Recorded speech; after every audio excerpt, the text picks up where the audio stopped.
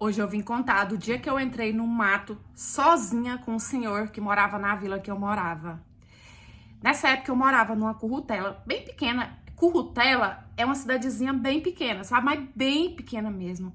E essa que eu morava ficava quase que na beira do mato. Gente, é como se fosse uma vila rodeada de mato, uma ilha de mato, mais ou menos assim. Era um lugarzinho que todo mundo conhecia todo mundo. E eu lembro que na rua que eu morava, era mais menino do que gente. Tinha tanta criança, mas tanta criança.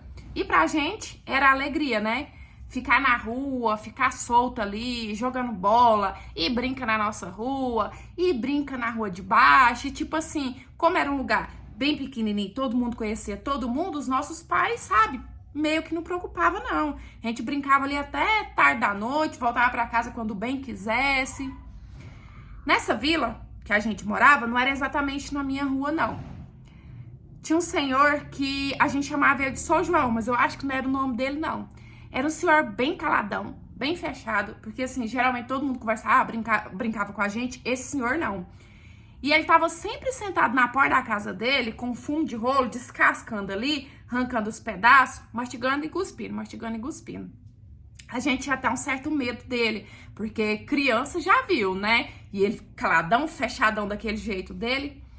Quando foi um dia, a gente tava jogando bola na rua da casa dele. De repente, a nossa bola rolou pro quintal daquele homem. Aí nisso, um ficou olhando pro outro e falando assim, vai buscar. Não, eu não. Vai você. Não, eu não. Eu passei embaixo do arame e fui. Mas só que na hora que eu passei embaixo do arame dele, ele sai na porta da cozinha. E aí, a minha perna já tremeu, né? No que ele saiu na porta da cozinha, ele me olhou meio que atravessado e me chamou. Nisso eu fui. Cagando de medo, mas fui. Aí, cheguei lá, ele me perguntou se eu era filha do Osmar da Caçamba. Eu falei que sim. E ele ficou me perguntando um monte de coisa. A gente ficou conversando e pro fim, eu não tava nem com medo dele mais, sabe?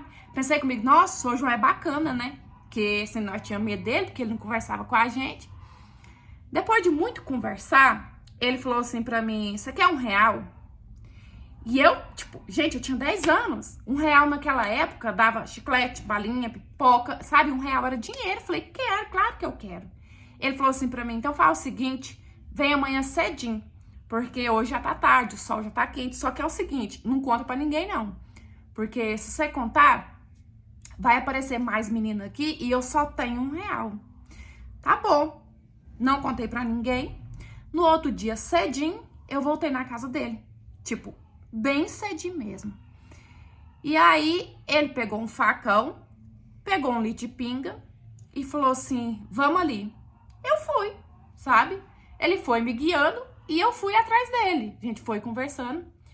De repente, aquele senhor começou a embrenhar no meio do mato. E eu pensei assim, meu Deus, o que eu tô fazendo aqui, né?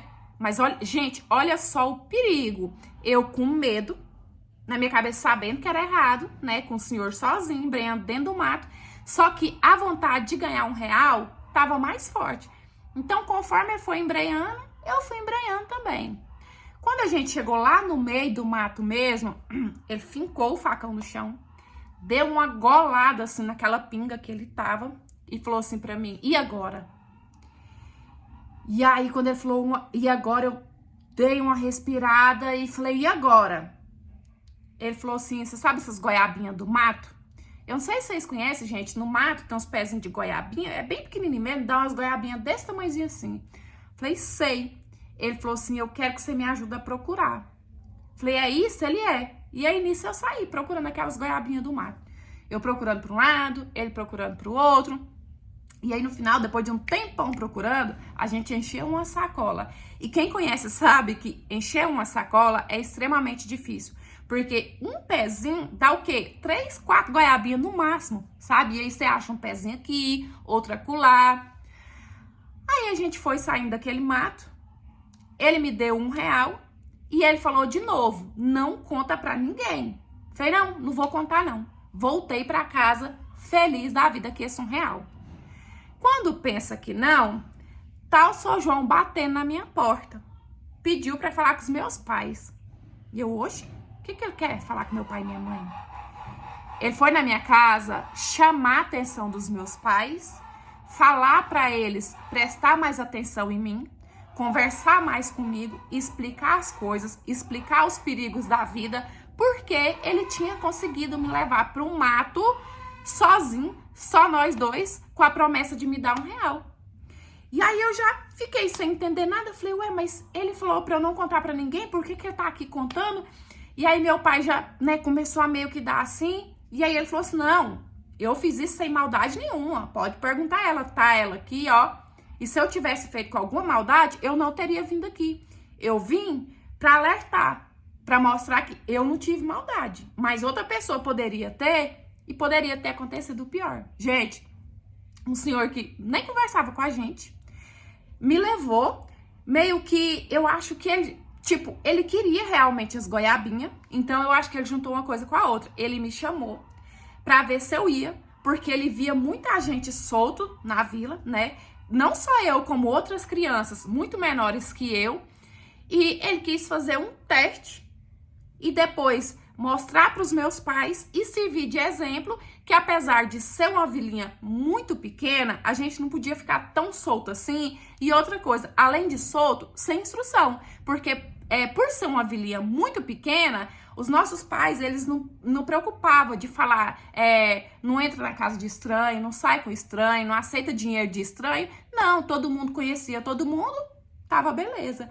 Então, assim, realmente, o Sr. João... Gente, Sr. João nem era o nome dele, a gente acostumou chamar ele assim. Mas o Sr. João tava muito certo, né? Olha o perigo que eu corri. Entrei na casa de um senhor sozinho, fui pro mato, olha só o perigo. Peguei dinheiro e ainda por cima não contei pros meus pais. Então, assim, tudo que ele fez comigo era um cenário completo de um possível... Então... A minha história teve um final feliz, mas tinha grande chance de terminar numa tragédia. Meus amores, tudo bem aí com vocês? Eu espero que sim. Eu fui criada bem solta. E por mais que aquela época era outras épocas, e a gente escuta muito falar, mas naquela época podia, aquela época não tinha perigo, tá aqui. Tinha bem menos violência do que a gente vê hoje, né? Hoje em dia parece que é mais escancarado.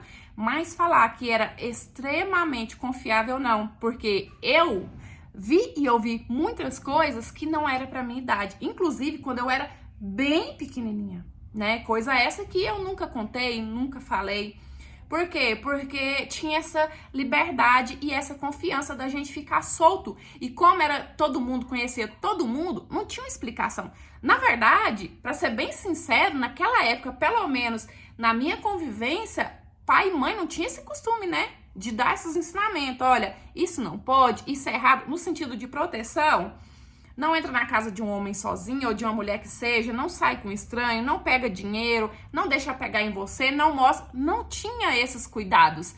E a gente ainda ficava solto por ser um bairro tranquilo, um bairro que todo mundo conhecia todo mundo. Então a gente acabava se esbarrando em coisas erradas ali, enfim, em coisas erradas ali. Então eu achei bem válido a lição do Sr. João. Ele poderia simplesmente ter chegado nos pais e conversado, né? Por ele ver e ouvir muitas coisas ali, provavelmente, que as crianças faziam. Poderia, mas a lição dele foi válida, né? Pra tomarem cuidado, porque se ele tivesse segundas intenções, essa história poderia ter acabado numa tragédia sem tamanho.